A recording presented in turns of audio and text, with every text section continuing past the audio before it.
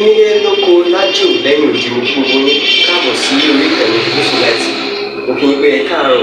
ẹ káàsán ẹ káalẹ́ ní ibi tẹ́kù gbogbo tẹ́ẹ̀bà tẹ́ láǹfààní láti máa wò ìkànnì Yusufullahi. Àjíjẹ ara yóò máa jẹun ọlọ́run ní fẹ́ ṣọṣẹ́ gbogbo wa ojú tẹ̀ fún wò wá àti títẹ̀ fún wò wá kò sì ní fọ́nà ṣe ẹ ṣeun. Yusufullahi TV #1 Islamic channel jẹ́ ìkànnì tí ó wà fún oríṣiríṣi wáàsí àti ọ̀rọ̀ ẹ̀sìn látọ̀dọ̀ ọ̀pọ̀lọpọ̀ àwọn àfáà ńláńlá jàǹkàjàǹkà tí wọ́n mọ̀ máa ṣàlàyé ọ̀rọ̀ nípa ẹ̀sìn wa. Ní báyìí ẹ bá mi subscribe sórí Yusufullahi TV kí ẹ lè máa jẹ ọ̀pọ̀lọpọ̀ gbádùn àwọn fídíò táwọn fi síbẹ̀ lónìí ọ̀rọ̀. Ẹ bá mi like kí ẹ sì bá mi subscribe, ẹ bá mi share kí ẹ bá mi comment sórí àwọn fídíò ìṣẹ̀lẹ̀ bẹ́ẹ̀ sí. But today ni al-fatawa ima give fatwa فضيلة الشيخ الدكتور إن شاء الله الدكتور إن شاء الله إمران عبد المجيد إليها أنا كمان سيدادا فون أفاي أنا كمان سيدادا فون أفاي لما مترفون أفاتي وا الشيخ داود أفالا أنا كمان سيدادا فون كمان سيدادا فون بيتو سوون لي تيكون ní kí dáadáa wọn máa kárí ayé ara nínú àwọn mọ̀ọ́dún tó ń padà bọ̀ tí súnà sí fúnlẹ̀ Yorùbá ara rẹ̀ ní Daaru Naim wà ṣíta am àbáyìta ara rẹ̀ ní Daaru Naim wà so àtàrà bàbá yìí bàbá ẹlẹ́hà náà làwọn méjèèjì tí wá jáde mùsọ́láwà àwọn kan lè zọ́hìrì jáde bátìnì jáde pẹ̀lú àníyàn dáadáa bàbá náà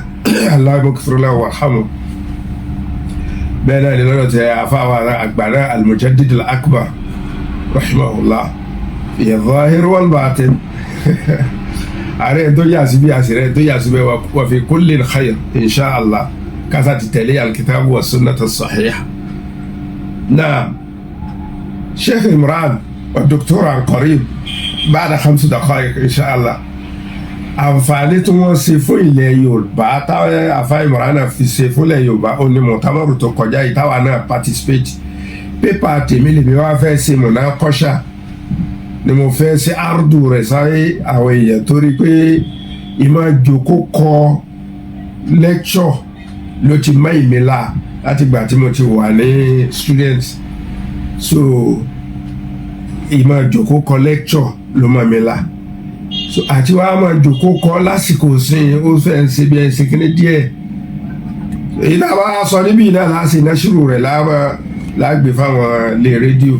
kò sẹ́yìn nídìí ká tó máa kọ̀ mí mọ́ torí ààyè òun ló fà lè fi seize the opportunity láti lo àwọn ìntẹ́mi bá kọ torí afẹ́fẹ́ so mọ̀tàmọ́rù Daaru Naim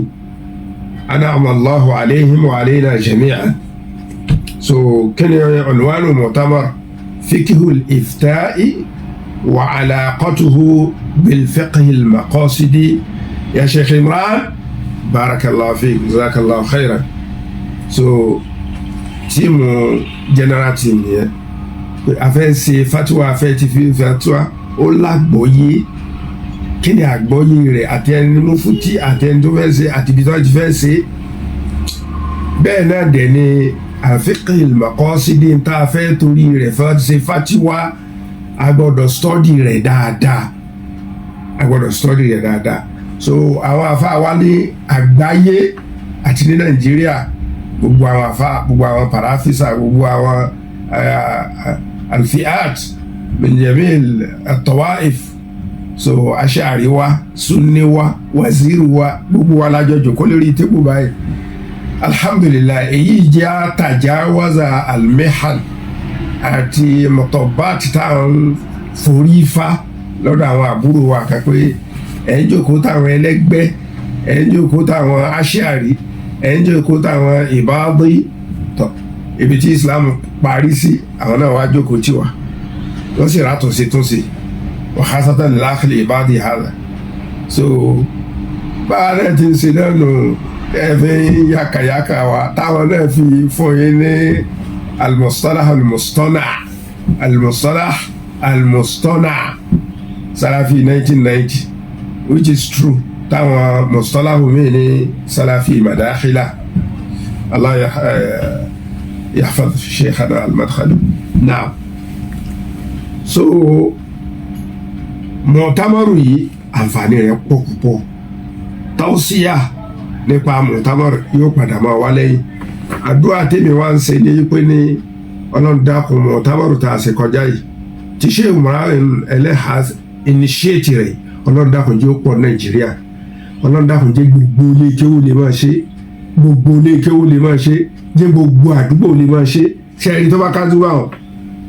ẹ̀ẹ̀kan tí wọ́n torí rẹ̀ gbé fatuwa kalẹ̀ yóò pa àwọn oníṣẹ́kùsẹ̀ lọ́nu mọ́ kí ni wọ́n torí rẹ̀ gbé fatuwa kalẹ̀ òun náà lè bí wá sọ níbi mọ̀kọ́dímọ̀ gbogbo báṣu téèyàn ó bá ṣe èèyàn pin ọ̀sẹ̀ abstract ọ̀sẹ̀ mọ̀kọ́dímọ̀ ọ̀pin sí mọ̀báhì ọ̀sẹ̀ tọ́síyà ọ̀sẹ̀ khatima níbi mọ̀láhàṣù náà ni pé ní Nàìjíríà intasharat fi Nàìjíríà fil awilatil akhira ní nǹkan bíi ọdún mélòó kan sí ìsìn àwọn fatiwa oríṣiríṣi ń jáde ní Nàìjíríà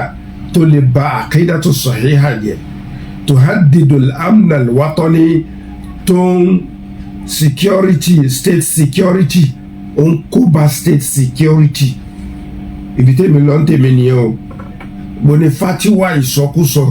tó ṣe ń kóbá national security ní Nàìjíríà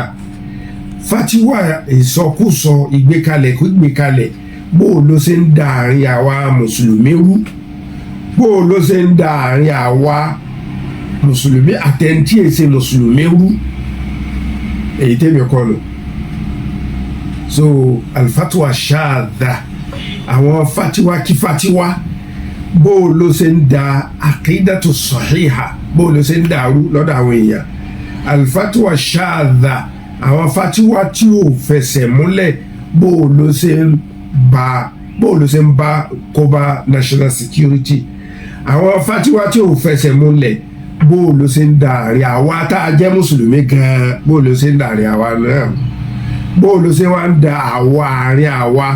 àti àwọn tí èsè mùsùlùmí yálà kírísítẹ̀ ni o yálà oníṣẹ̀ṣe ni o àwọn fatiwa kí fatiwa